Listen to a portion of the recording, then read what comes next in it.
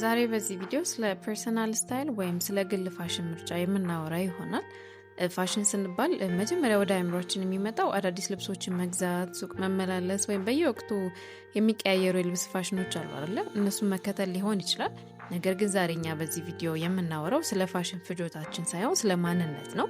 ይህም የራሳችን የሆነ የግል ስታይል መኖሩን በህይወታችን፣ በስራችን እንዲሁም በአእምሮ ሰላማችን ላይ ያለውን ትልቅ ፋይዳ ነው የምንመለከት ይሆናል። ቪዲዮን እስከ መጨረሻው እንድትመለከቱን እንጋብዛለን። በዚህ ቻናል በተደጋጋሚ የራሳችን የሆነ የምንታወቅበት ነገር እንዲኖረን የምናደርጋቸው ነገሮች ሁሉ ምክንያታዊ እንዲሆኑ ስንል ነበር። ይህም ደግሞ በሌላ አማርኛ የራሳችን የሆነ ፐርሰናል ስታይል ይኖረን እያልን ነው ማለት ነው። ፐርሰናል ስታይል ካለን የምናደርጋቸው ልብሶችን ሆን ብለን የምናደርግ ከሆነ፣ ጸጉራችንም የከለር ምርጫዎቻችን ማለት ነው ሆን ብለን የምናደርጋቸው ከሆነ በጣም ብዙ ሰው የሚቸገርበትን ነገር እኛ በቀላሉ ማለፍ እንችላለን ማለት ነው። ለምሳሌ ብዙዎቻችን ጠዋት ስንነሳ ከምንጋፈጣቸው ትልቅ ጥያቄዎች አንዱ ዛሬ ምን ልልበስ የሚለው ነው አይደለ? ይህ ጥያቄ ቀላል ቢመስልም በየቀኑ አእምሯችን ያደክመዋል። አንዳንዴ ውሏችን ራሱ ቀድሞ የመወሰን አቅም አለው አይደለ? ታዲያ ፐርሰናል ስታይል መኖሩ ምን ጥቅም አለው፣ ምን ጥቅም ይሰጠናል የሚለውን ቀጥለን በዝርዝር የምንመለከት ይሆናል። በመጀመሪያ እስቲ ፐርሰናል ስታይል መኖሩ በህይወታችን ላይ የሚሰጠውን ጥቅም እንመልከት። ያው አሁን ካለንበት ወቅት አንጻር ማለት ነው ትልቁ የሚመነዘረው ሀብታችን ትኩረት ነው አይደለ? ትኩረት የሚያደርግ ሰው አንድ ነገር ለመስራት ወይ ለማከናወን ቁጭ ብሎ ምንም ነገር ትኩረቱን ሳይወስድበት የፈለገውን ነገር ማድረግ የሚችል ሰው በቃ ስኬታማ ነው ማለት እንችላለን አይደለ? እንደው ህይወቱ ላይ የሚታይ ለውጥ እንኳን ባይኖረው በቃ ጊዜ ጉዳይ ነው እንጂ ያሰበበት ይደርሳል። ምክንያቱም ደግሞ ትኩረት በዚህን ጊዜ ይሄ ነው የማይባል ትልቅ ዋጋ ያለው ነገር ነው አይደለ? ምክንያቱም ትኩረታችን በየቀኑ የሚወስዱ ነገሮች በዚህ ሰዓት በጣም ብዙ ናቸው፣ በጣም በዝተዋል አይደለ? ፐርሰናል ስታይል ጋር እናገናኘው እስቲ። የራሳችን የሆነ የምንታወቅበት አለባበስ ካለን፣ የጸጉር ስታይል፣ የጫማ እንዲሁም የቦርሳ ምርጫ ካለን በቃ በአጠቃላይ ስለ አለባበስ ከሚነገሩ ነገሮች፣ ከምናያቸው ማስታወቂያዎች፣ ተሰቅለው ከምናያቸው ነገሮች፣ እንዲግዙ፣ ይህን አድርጉ፣ ይህን ሞክሩ ከምንባላቸው ነገሮች በአጠቃላይ ነፃ ነን ማለት ነው። የአለባበሳችን ትኩረት እኛ ጋር ነው ያለው ማለት ነው። ምንም ነገር እንፈልግ፣ ምንም ነገር ይመረን፣ የምንነሳው ከራሳችን ፍላጎት ነው ማለት ነው።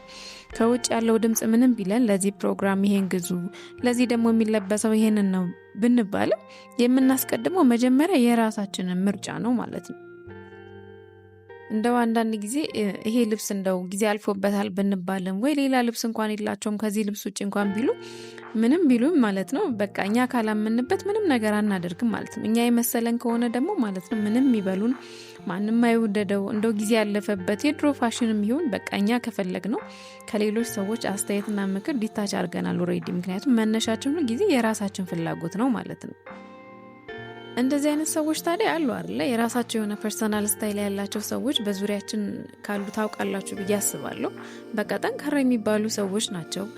የህይወት አላማና ግብ ያላቸው ናቸው። የሰው መብት አይነኩም። እንደነሱ ምክንያታዊ የሆኑ ሰዎችን ያደንቃሉ። ሰው እንደዚህ ሁኑ እንደዛ ሁኑ እያሉ ሰዎችን ለመቀየርም አይሞክሩም። ምክንያቱም እነሱ ራሳቸውን ስለሆኑ ሌሎች ሰዎችም ራሳቸው እንዲሆኑ ይፈቅዱላቸዋል ማለት ነው። ይህንን ፐርሰናል ስታይል ወይም የሆነ የራሳችን የምንታወቅበት ሲግኔቸር የሆነ ስታይል መኖርን አንዳንድ ሰዎች እንደ አሰልቺ ወይም ቦሪንግ ነገር ይቆጥሩታል። ነገር ግን በህይወት ውብ የሆኑ ነገሮች እኮ ሁሌም በየቀኑ እየተለዋወጡ አይደለም እኛ የምንወዳቸው። ለምሳሌ ሰማያዊ ከለር ነው ያለው፣ ነገር ግን ሁሌም ቀና ብለን ስናየው አዲስ ነው ለኛ አይደለ? በቃ ተቀብለነዋል። ደመና ነጭ ነው። እጽዋቶች፣ እንስሳቶች በየቀኑ የሚቀያየሩት መልክ ወይም ከለር የላቸውም። እንዳሉት ሁሌ ውብ ናቸው አይደለ? ደና አረንጓዴ ነው፣ ነገር ግን ብናየው አይሰለቸንም። ስለዚህ በተፈጥሮ ወይም በህይወት ውብ የሆኑ ነገሮች በየቀኑ እየተቀያየሩ አይደለም ውብ የሆኑት፣ ሁል ጊዜ ግን ራሳቸውን ሆነው ስለሚገኙ ነው። ታዲያ ወደኛ ስንመጣ በእርግጥ ነፃ ፍቃድ ተሰጥቶናል። የፈለግነውን ነገር ማድረግ እንችላለን። የፈለግነውን ከለር መርጠን ማድረግ እንችላለን። የፈለግናቸውን ዲዛይኖች፣ የምንፈልገውን ነገር የመከተል መብት አለን። ነገር ግን የሰው ልጅ አእምሮ እንዴት ነው ፕሮግራም እየተደረገ ያለው? ያለን ነገር ወይ የሆነው ነገር በቂ እንዳልሆነ፣ ሁልጊዜ የተሻለ ነገር እንዳለ፣ የተሻለ ነገር ብናደርግ እንደሚያምርብን ተደርጎ ፕሮግራም ሆኗልና ሁላችንም በዚህ ፕሮግራም ውስጥ ነን። ያሉን ልብሶች እንኳን ደጋግመን መልበስ አንችልም፣ ይሰለቹናል። በቃ አሁንም ሌላ አዲስ ነገር፣ አዲስ ከለር፣ አዲስ ዲዛይን ደግሞ የማያልቅ ፍላጎት ውስጥ ይከተናል ማለት ነው። እኛም ሳናስበው አብዛኛውን እየተከተልን እንኖራለን ማለት ነው። ነገር ግን የራሳችን የሆነ ፐርሰናል ስታይል ካለን የጸጉራችን ስታይል ይሆናል፣ የከለር ምርጫችን፣ የልብሶቻችን ዲዛይን ይሆናል፣ የምንከተለው ብራንድም ይሆናል። ቢያንስ ከነዚህ አንዱ የራሳችን የሆነ መታወቂያ ከሆነ ማለት ነው በቃ ቀደም ብዬ እንደነገርኳችሁ ነው ትኩረታችን እኛ ጋር ይሆናል፣ ራሳችንን እንሆናለን። እንደነገርኳችሁ ተፈጥሮ ላይ እንዳሉ ነገሮች ሁሉ እኛም የምንታወቅበት የራሳችን የሆነ ሲግኔቸር የሆነ ነገር ይኖረናል ማለት ነው። ለምሳሌ አሁን ጸጉሯ አጠር ያለ ሴትን አስቧትና አጭር ቁርጥ ጸጉሩን ስታይሏ የሆነ ሴትም ማለት ነው መቼስ እኛ እናውቃለን አይደለ? እንደ ሴት በየቀኑ ጠዋት ከጸጉራችን ጋር የምናሳልፈው ጊዜ አለ አይደለ? አንዳንዴ በዚህ ስናደርገው በዛ ስናደርገው በቃ ማለቂያ የሌለው ነው የሚወስደው ጊዜም በጣም ብዙ ነው። ከሱም በተጨማሪ ደግሞ የቀን ውሏችን በራሱ በሱ ይወሰናል አይደለ? አንዳንዴ በራስ መተማመናችን ከፍ ይላል፣ አሊያም ደግሞ በጣም የወረደ የራስ መተማመን ሊኖረን ይችላል በቀን ውሏችን በጸጉራችን ምክንያት ማለት ነው። አሁን ጸጉር እዚህ ጋር እንደምሳሌ ነው። ሁሉም ሰው አጭር ጸጉር ይኑረው፣ ሁሉ ቀን ደግሞ አንድ አይነት የሆነ የጸጉር ስታይል እንከተል እያልን ሳይሆን አጭር ጸጉርን ለምሳሌ እንደ ስታይል አንድ ጊዜ ብንወስድ ማለት ነው እሱ እንዳይሰለቸን ከዛም በኋላ ማለት ነው አጭር ጸጉሩን እኛ እንደፈለግነው ስታይል ማድረግ እንችላለን። ቀለም ልናደርግበት እንችላለን፣ ቁርጦቹን ልንቀያየረው እንችላለን፣ ስታይሉ እየቀያየር ማድረግ እንችላለን። ነገር ግን ምን ይሆናል? አጭር ጸጉር የኛ ሲግኔቸር ሆነ ወይም የምንታወቅበት ፐርሰናል ስታይላችን ይሆናል ማለት ነው። አረጋው ፐርሰናል ስታይል ማለት አንድ አይነት አለባበስ ሁል ጊዜ መልበስ፣ አንድ አይነት ከለር ያላችሁ ልብሶችን ደግሞ ሆን ብለን እነሱን ማድረግ፣ የጸጉሩን ስታይልም ሊሆን ይችላል። እነሱን ሁል ጊዜ ሆን ብለን ማድረግ ሳይሆን ፐርሰናል ስታይል ከልብስና ከጫማ እንዲሁም ከጸጉር ስታይል ዘለል ያለ ነው። እንደው ማንነት ነው ብላችሁ መውሰድ ትችላላችሁ። እኛ የሆነውን ነገር የምንገልጽበት ነገር ነው። እኛ ሳናወራ በራሱ አለባበሳችን፣ የጸጉር ስታይላችን፣ የከለር ምርጫችን ስለኛ የሚያወራልን ነገር ነው ማለት ነው። እንደው አለባበስን በዘመን ብንመለከተው ራሱ የራሱ የሚነግረን ታሪክ አለው። እንደው ትንሽ ቀደም ባለው ዘመን በእኛም ሀገር በሌላው ሀገር ማለት ነው ደመቅ ያለ ከለር ልብሶች በጣም ብዙ ሰው ይወዳቸው ነበር፣ ብዙም ሰው ይጠቀም ነበር።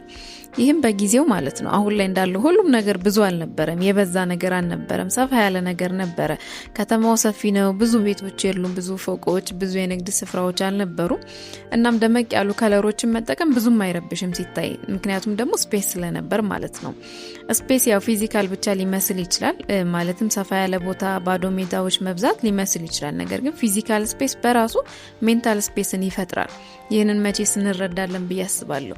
በጣም ጭንቅንቅ ያለ ነገር ላይ ከለር ሲበዛበት የበለጠ ይጨንቃል አይደል? አሁን ላይ ደግሞ ሁሉ ነገር አንድ ላይ ስብስብ ያለበት ብዙ ቤቶች፣ ብዙ ፎቆች በየቦታው ሁሉ ነገር የበዛበት ጊዜ ስለሆነ በዚህ ሰዓት ደግሞ ብዙም ደመቅ ያሉ ከለሮች አይወደዱም አይደል? ትንሽ ደብዘዝ ያሉ ተፈጥሮን የሚመስሉ ከለሮች ደግሞ ይመረጣሉ ማለት ነው። ስለዚህ በዘመን ራሱ የኛ ፐርሰናል ስታይል በጊዜዎች ራሱ እየተቀያየረ ይመጣል ማለት ነው። ታዲያ እንደተመለከታችሁት ፐርሰናል ስታይል በዘመን በጊዜ በወቅትም እየተቀያየረ ይመጣል። ስለዚህ ይህን በዘመን ያሳየናችሁ ምሳሌ ፐርሰናል ስታይል ምን ማለት እንደሆነ በደንብ ሰፋ ያለ ግንዛቤ ታገኙበታላችሁ ብለን ስላሰብን ነው። ቪዲዮን እስከ መጨረሻው ስለተመለከታችሁ እናመሰግናለን። መጨረሻ ላይ እንደ ኢንስፓይሬሽን እንዲሆናችሁ ፐርሰናል ስታይል ምንድን ነው፣ እነማንስ የራሳቸው የሆነ ፐርሰናል ስታይል የሚታወቁበት ፐርሰናል ስታይል ነበራቸው የሚለውን በፎቶ እንድትመለከቱ እንጋብዛለን። እናመሰግናለን።